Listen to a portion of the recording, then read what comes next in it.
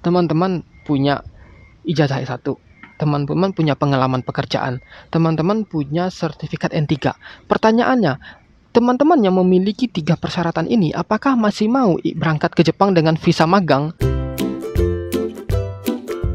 Action. Minasang konnichiwa, pau desu. Ketika terjadi satu masalah yang disebabkan oleh orang asing yang ada di Jepang, khususnya penyebab masalahnya itu adalah orang Indonesia, banyak dari teman-teman kita yang berada di Indonesia maupun berada di Jepang itu langsung jadi pengamat tentang perjepangan dan memberikan saran-saran yang sekiranya akan berguna bagi kebaikan orang Indonesia yang ada di Jepang atau demi kebaikan nama Indonesia minimal seperti itu ya. Dan beberapa saran-saran yang diberikan teman-teman kita itu memang bisa diterima ya, dan barangkali nanti bisa diterapkan seperti itu ya. Nah, beberapa saran-saran yang diberikan oleh teman-teman kita itu adalah seperti ada yang bilang, mending kalau misalnya ingin berangkat ke Jepang, baik itu magang atau Tokutegino, sebaiknya minimal harus lulusan S1 saja. Atau ada juga teman-teman kita yang bilang kalau misalnya ingin pergi ke Jepang, mending kasih syarat minimal level bahasa N3 agar nanti tidak susah dalam menjalani kehidupan di Jepang, atau minimal tidak nyusahin orang seperti itu ya karena ketidakmampuan dalam berbahasa. Atau ada juga yang bilang kalau misalnya ingin berangkat ke Jepang dengan magang, minimal kasih syarat harus ada pengalaman seperti itu ya, agar nanti ketika nyampe di Jepang itu tidak kaget dan sudah bisa beradaptasi dengan cepat karena sudah memiliki pengalaman sebelumnya seperti itu. Menurut gue saran-saran seperti itu sangatlah bagus seperti itu ya. Tujuannya apa? Karena teman-teman kita ini pasti pengen orang-orang yang berangkat ke Jepang itu khususnya dengan magang itu memiliki perilaku dan kemampuan yang bagus seperti itu, sehingga ketika orang-orang ini memiliki kesiapan dari segi perilaku, kemampuan bahasa dan lain-lain, mereka akan diharapkan mengurangi aktivitas yang sekiranya akan membuat masalah seperti itu. Seperti yang kita lihat belakangan inilah seperti itu. Gue nggak perlu menyebutkan karena teman-teman pasti sudah tahu apa saja yang dilakukan oleh orang Indonesia belakangan ini di Jepang seperti itu ya. Nah, tujuannya kan adalah untuk mengurangi hal-hal yang seperti itu. Sehingga ketika mungkin sekiranya teman-teman itu lulus universitas berangkat ke Jepang, kemampuan dari segi masyarakat teman-teman, misalnya teman-teman bagaimana cara menghadapi orang yang lebih besar atau orang yang lebih kecil dari teman-teman, menghadapi situasi yang mungkin cukup rumit, teman-teman diharapkan bisa menghadapinya dengan cara yang lebih dewasa seperti itu. Atau mungkin persyaratan yang mengatakan teman-teman harus minimal punya sertifikat N3. Tujuannya kan bagus seperti itu, agar kemampuan teman-teman itu sudah terasah sebelum berangkat ke Jepang dan lain-lain lah seperti itu. Nah, kalau sekiranya persyaratan ini diterapkan, apakah itu memungkinkan? Apalagi dengan menggunakan visa magang. Nah, maka dari itu di sini gue akan berbagi pemikiran gue kepada teman-teman, sehingga nanti pemikiran gue ini mungkin bisa jadi referensi juga buat teman-teman seperti itu. Referensi bagi LPK juga apa yang seharusnya mereka lakukan seperti itu, sehingga nanti masalah-masalah yang sekiranya bisa saja terjadi di Jepang itu bisa diminimalisir. Karena untuk menghilangkan masalah itu tidak mungkin, karena di mana-mana pasti ada masalah. Masalah itu kadang masalah yang satu sudah diselesaikan, masalah baru muncul, masalah baru diselesaikan, masalah yang lain muncul. Jadi masalah itu sebenarnya nggak ada habis-habisnya. Jadi kita berharap kan masalah ini bisa diminimalisir, dikurangi frekuensinya seperti itu ya. Nah, maka dari itu buat teman-teman silahkan nonton video ini sampai habis.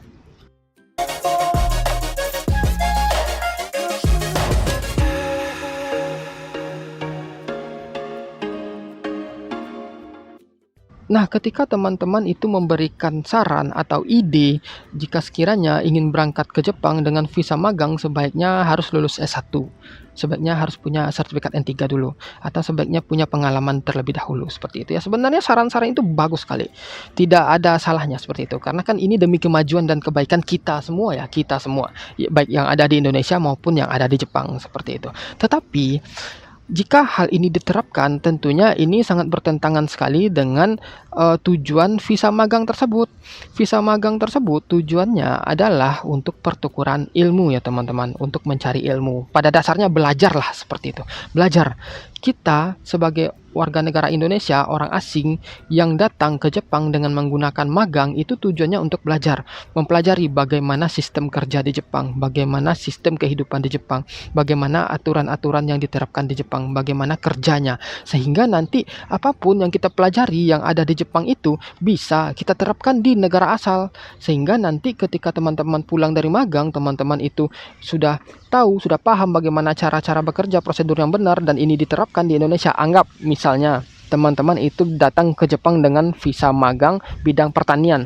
Ketika teman-teman datang ke Jepang dan belajar tentang pertanian seluk-beluknya dan segala macamnya, diharapkan kemampuan teman-teman ini bisa diaplikasikan di negara asal, sehingga ketika teman-teman bertanam, bertani ya, teman-teman itu bisa melakukannya sesuai dengan prosedur yang di Jepang, sehingga teman-teman sukses sebagai petani seperti itu. Nanti teman-teman jadi mandor seperti itu ya. Atau di bidang lain seperti misalnya bidang perbengkelan, pengelasan. Teman-teman diharapkan di situ menyerap ilmu yang ada di sana sehingga nanti bisa diterapkan di Indonesia, sehingga sistem pekerjaan di Indonesia jauh lebih baik seperti itu ya. Itu simpelnya seperti itu tujuannya.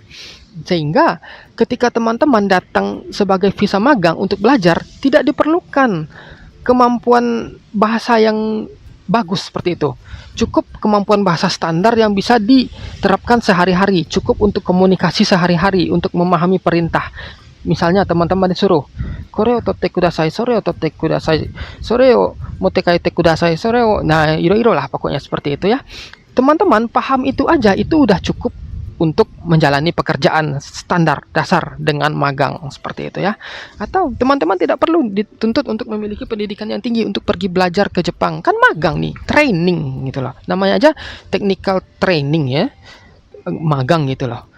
Jadi pemagang teknis, jadi nggak perlu harus lulusan universitas seperti itu ya, apalagi pengalaman. Tetapi kalau sekiranya punya pengalaman pun bagus seperti itu ya, itu kan nanti mudah beradaptasi.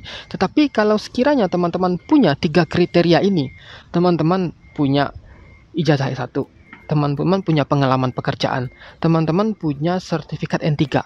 Pertanyaannya, teman-teman yang memiliki 3 persyaratan ini, apakah masih mau berangkat ke Jepang dengan visa magang, yang mana kalau bisa dibilang visa magang itu adalah standar yang visa kerja yang paling rendah seperti itu, karena kan dia training seperti itu.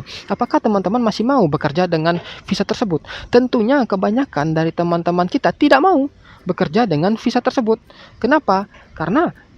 Kenapa kita harus bekerja di standar visa yang rendah kalau kita bisa bekerja di status visa yang lebih tinggi? Misalnya seperti Tokutegi no Gijinkoku seperti itu kan. Teman-teman sudah punya S1, sudah punya sertifikat N3, sudah punya pengalaman seperti itu ya. Dan keahlian teman-teman yang teman-teman dapatkan ketika di universitas itu bisa digunakan untuk bekerja di Jepang. Misal teman-teman bekerja kuliah di teknik sipil misal seperti itu. Teman-teman bisa bekerja di bidang pekerjaan sipil di Jepang dengan visa Gijinkoku seperti itu. Atau teman-teman bidang permesinan, pengelasan, engineer seperti itu. Teman-teman bisa bekerja di bidang permesinan di Jepang dengan menggunakan visa Gijinkoku yang mana gajinya lebih besar seperti itu loh ketimbang magang, tanpa harus menghadapi tekanan-tekanan yang mana kadang orang Jepang itu sendiri pun mereka ketika menerima orang magang, ada orang Jepang ini yang mereka itu nggak paham sistem permagangan, sehingga anak-anak magang itu diperlakukan sama seperti karyawan Jepang seperti itu. Ada banyak banget. Jadi kalau sekiranya teman-teman masuk ke perusahaan yang orang Jepang itu baru menerima orang asing dengan visa magang untuk pertama kali, ada 2 kemungkinan. Yang pertama adalah orang Jepang itu akan memperlakukan anak magang ini sesuai dengan status visanya. Mereka akan memperlakukan, oh anak magang ini dia pergi belajar ke Jepang, artinya dia harus dilakukan seperti ini, diberikan pekerjaan seperti ini, diberikan pengetahuan seperti ini, dan diperlakukan sebaiknya sebagaimana anak magang seperti itu. Ada perusahaan yang memperlakukan seperti itu. Tapi ada juga perusahaan yang dia tidak mengerti bagaimana cara memperlakukan anak magang. Dia memperlakukan anak magang ini dengan cara sama seperti memperlakukan orang pekerja Jepang pada umumnya. Misalnya, ketika orang Jepang mempekerjakan pekerjaan ini, anak magang disuruh juga kerja ini seperti itu. Terlepas itu apakah di luar kualifikasi mereka atau tidak, atau terlepas dia bisa atau tidak, yang penting suruh kerja dulu. Pekerjaannya sama, tingkat kesulitannya sama, bahkan ada yang lebih sulit karena orang Jepang tidak mau mengerjakan hal tersebut. sama, setara, tetapi gajinya beda. Gaji dikasih gaji magang, tapi pekerjaan-pekerjaan orang pekerja seperti itu ada. Tentunya teman-teman yang lulus universitas, sudah punya sertifikat, sudah punya pengalaman, tentunya tidak mau dong dipekerjakan setara dengan anak magang tapi gajinya bukan gaji orang Jepang seperti itu. Mending kerja dengan visa Gijinkoku seperti itu. Udah jelas gajinya setara orang Jepang, dibayar, dikasih bonus, dikasih benefit THT sesuai dengan orang Jepang seperti itu loh, karena mereka sudah punya kualifikasi, mereka sudah punya sertifikasi yang dibuktikan dari mereka lulus universitas seperti itu ya.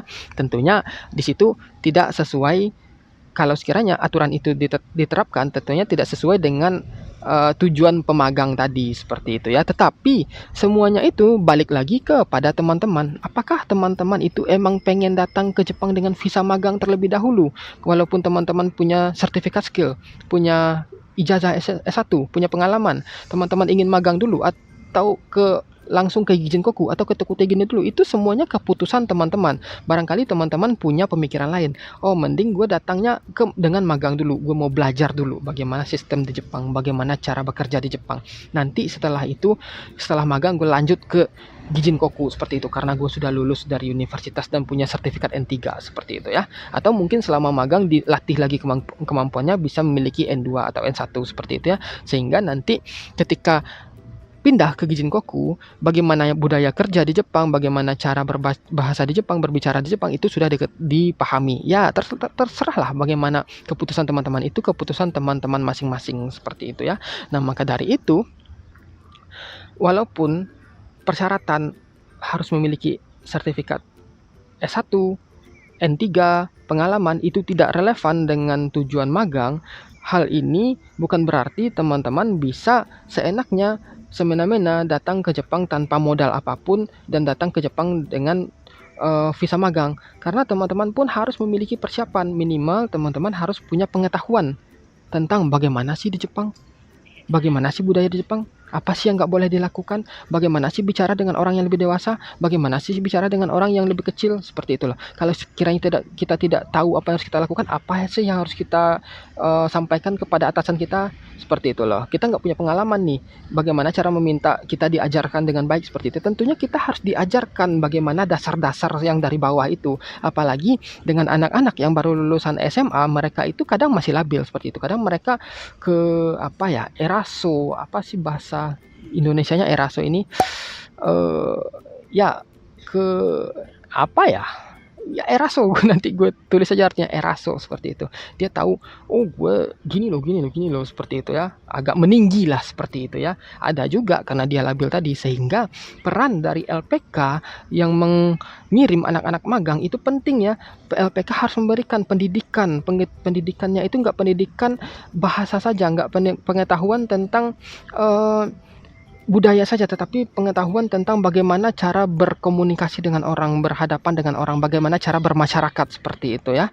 Karena ketika teman-teman walaupun dianggap magang, teman-teman itu kan hidup di lingkungan masyarakat Jepang yang mana budayanya itu beda dengan budaya Indonesia seperti itu. Teman-teman harus menjaga sikap atau bagaimana cara berbahasa, berkomunikasi yang baik itu harus tahu seperti itu. Maka dari itu peran LPK sangat penting sekali. Nah, jadi di sini kesimpulannya adalah peran LPK dalam pengiriman anak-anak magang itu sangat penting sekali dalam menentukan kualitas manusia yang mereka kirim nanti sampai di Jepang seperti itu. Apakah mereka bisa berbaur dengan baik, apakah bisa mereka memahami aturan di Jepang dengan baik, apakah bisa mereka bermasyarakat dengan baik ketika nyampe di Jepang. Itu peran LPK sangat penting seperti itu ya. Jadi LPK tidak hanya memberikan pendidikan bahasa dan pengetahuan saja, tetapi yang lain juga seperti itu ya. Tujuannya apa? Agar nanti anak-anak ini bisa berkelakuan baik di Jepang seperti itu. Tujuannya apa?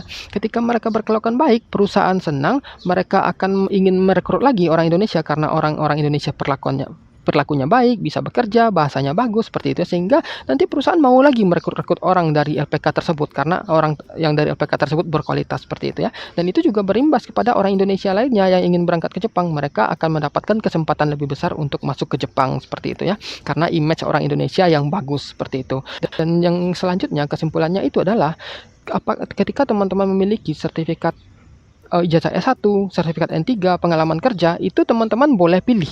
Teman-teman mau lanjut magang atau langsung ke Gijin Koku aja, itu terserah teman-teman. Itu semuanya keputusan teman-teman. Pilih yang terbaik menurut teman-teman. Kalau misalnya teman-teman prefer kepada gaji yang lebih besar, benefit yang lebih banyak, dan keuntungan bisa membawa keluarga, masa visa yang jauh lebih panjang, ya pilihlah Gijin Koku seperti itu. Tetapi kalau sekiranya teman-teman masih mau belajar dari bawah, pengen lama di Jepang dengan step by step seperti itu, teman-teman juga bisa memilih magang terlebih dahulu atau Tokute Gino seperti itu. Itu kesimpulannya, itu keputusannya ada di teman-teman masing-masing seperti itu. Tetapi seperti yang gue bilang tadi, syarat S1, N3, dan pengalaman kerja untuk magang menurut gue itu agak kurang cocok dengan